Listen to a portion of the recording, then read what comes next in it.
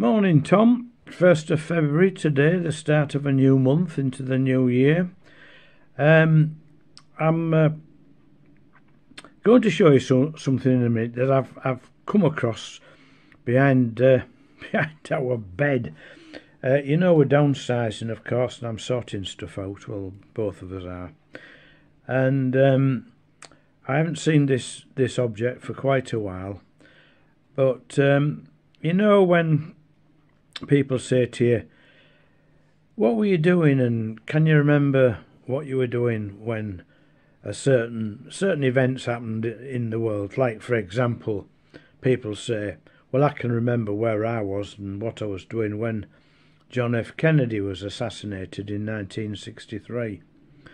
Or I can remember what I was doing when Donald Campbell came to grief on Coniston Water in 1967. That sort of a thing. And I've come across this object that I made in September 2001. So I dare say you can maybe guess what I'm talking about. It is, of course, the destruction and the terrible news of the World Trade Center disaster.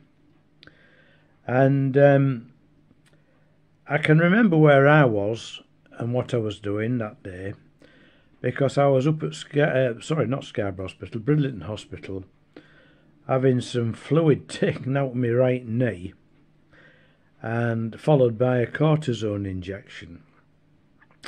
And a nurse just happened to come into the room where I was having this job done, and said, we've just heard on the radio that a plane has crashed into the Empire State Building. Well, of course, we all know that it wasn't the Empire State Building, it was the Twin Towers.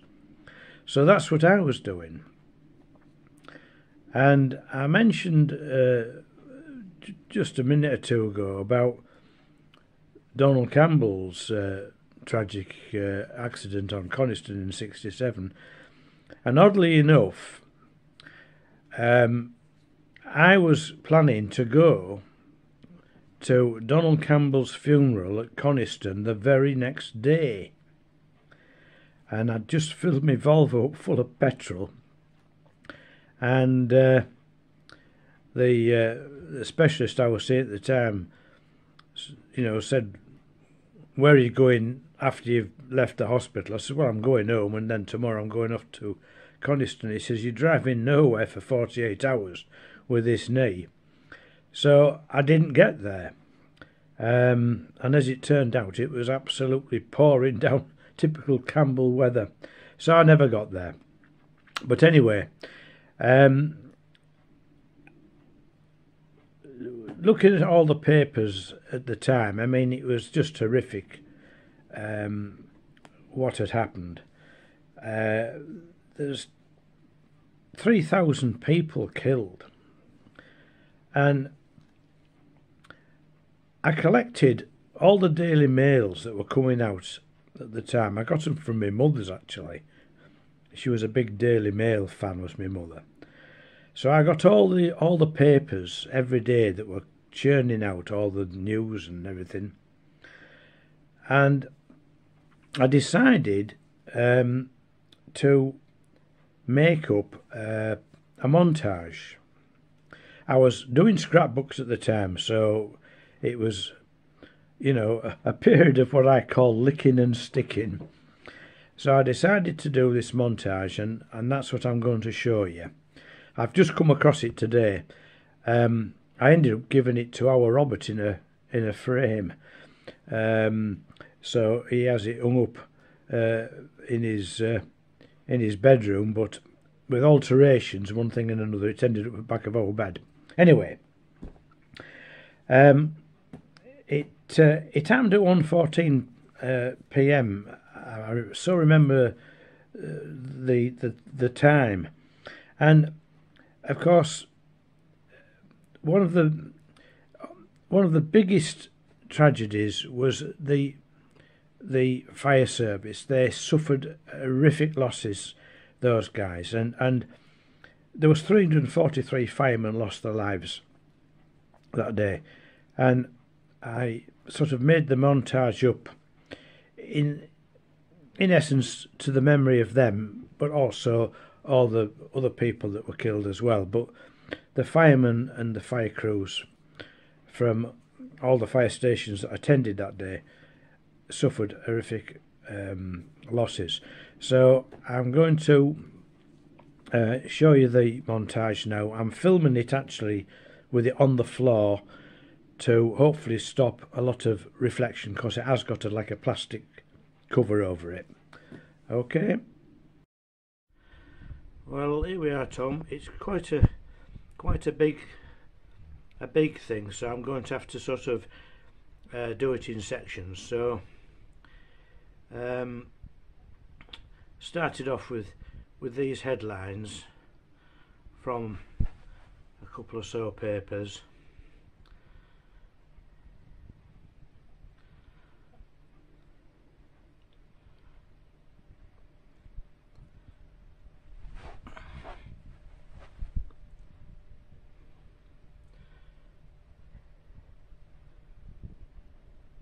Well, remember this picture, the three firemen raising the flag and working from right to left. The firemen are put at the bottom of here.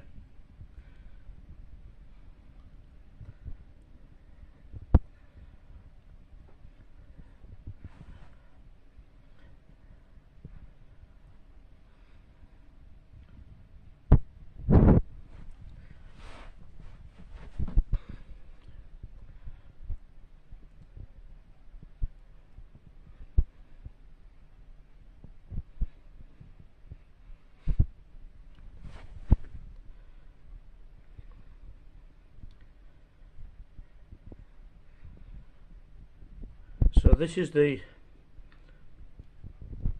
front part, this is the front, and then I just thought I would put something on the reverse side, and I'm going to show you that now. So what I did here, I thought I would make the back of it a full American flag. So I got all the states there, as you can see, with the stars, and did the stars and stripes, and using people's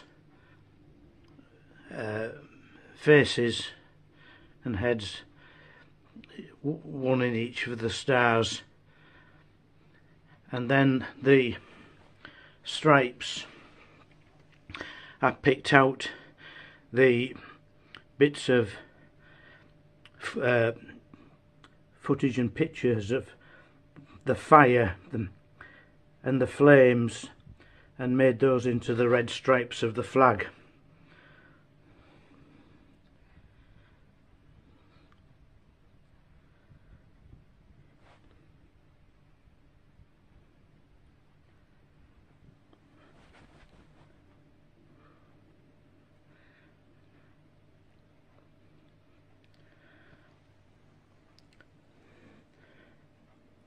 So that gives you an idea of the size of it, and there we are, a day to remember, unless we forget. There we are.